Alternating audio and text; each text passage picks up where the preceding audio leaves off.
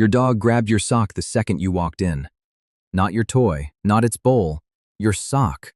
You laughed. Maybe you scolded, but your dog didn't drop it. It carried that sock like it mattered. It does this with your shoes, your shirts, the pillow you slept on last night.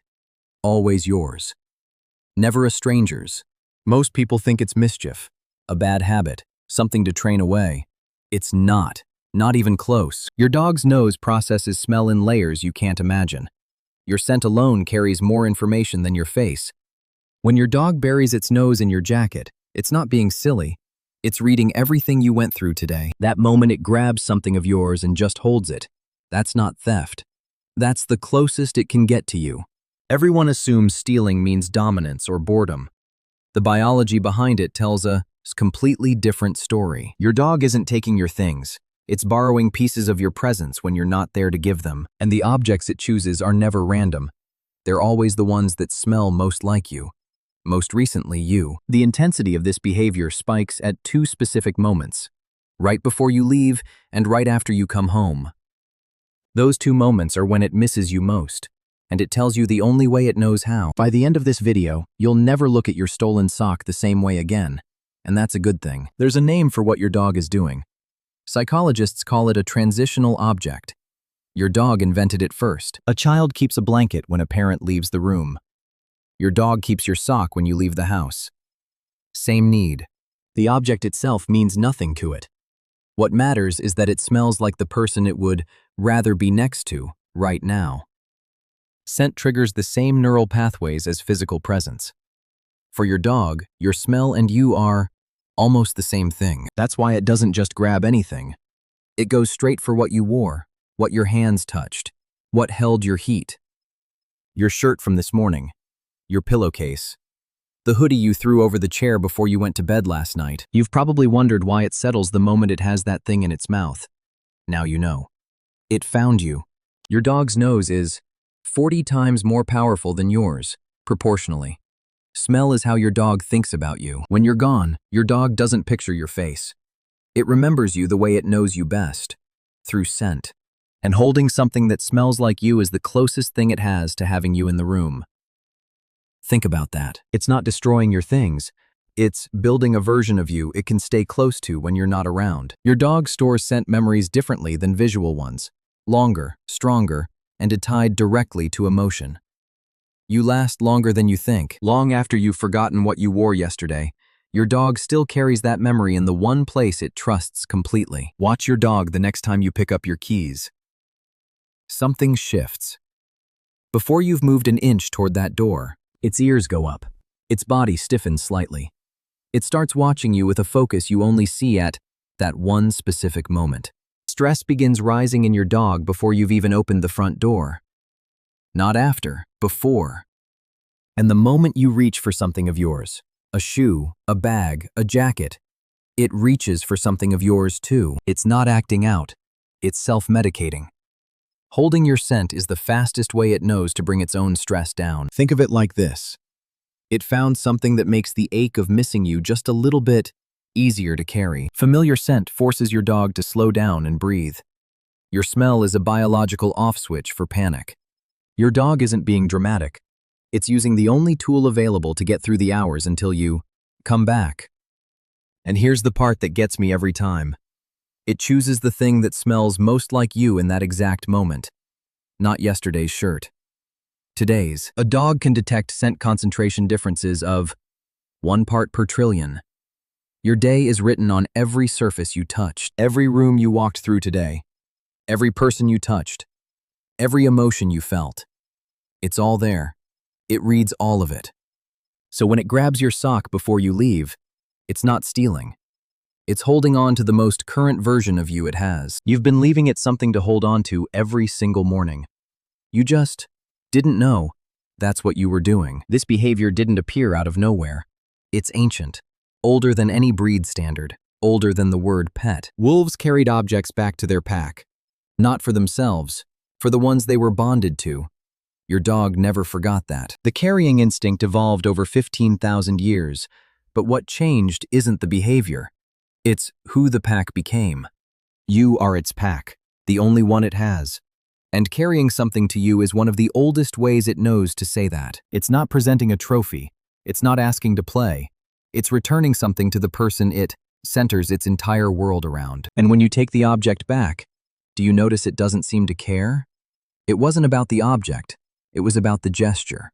The cycle isn't random. Trigger, behavior, reward. It learned that carrying your things brings you closer, so it keeps doing it. Every time you reacted, even to scold it, you told it the behavior worked.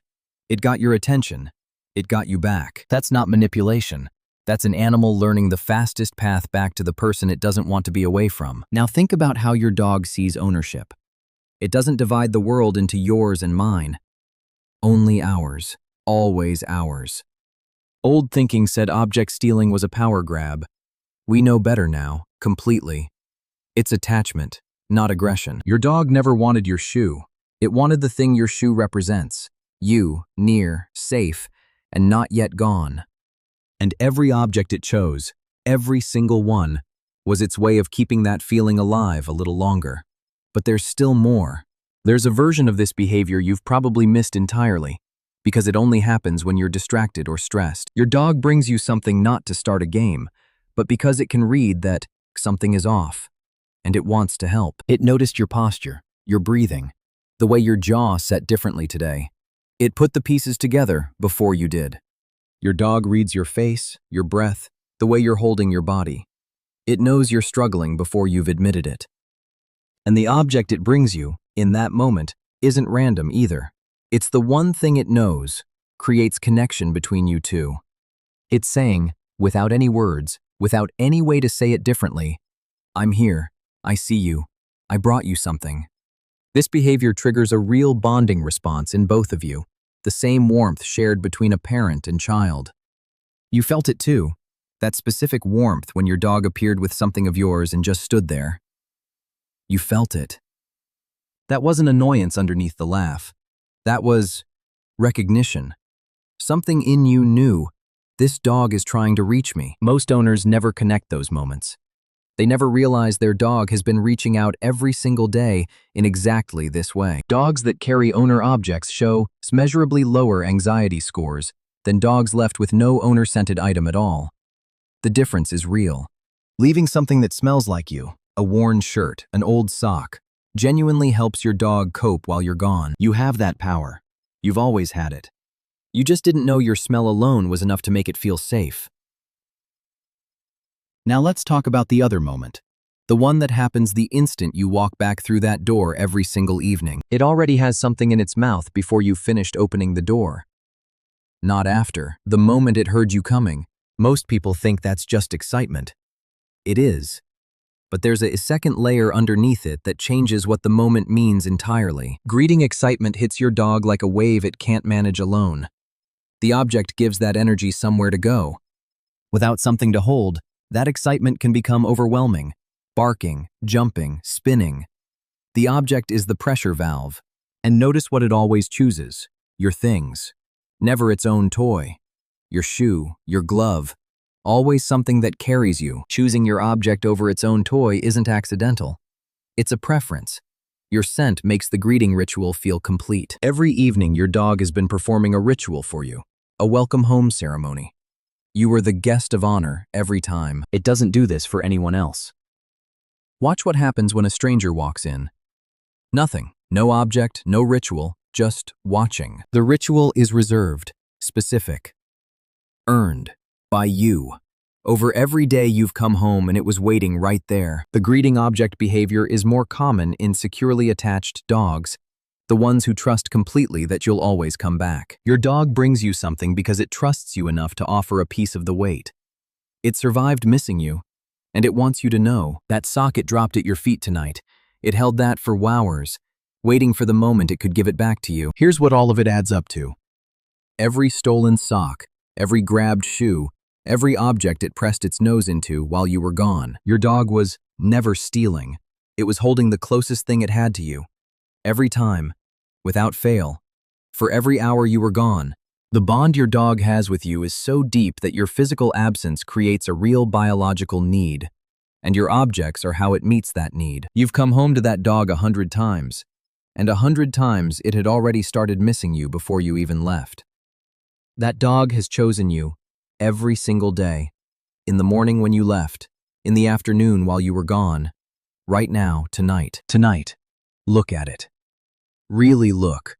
Find whatever it grabbed today, pick it up, and understand what it was actually trying to tell you. It wasn't stealing your things. It was keeping you close the only way it knew. And it's been doing that since the very first day. Next time it grabs your sock, let it. Just for a moment. Because now you know exactly what it means, and so does your dog.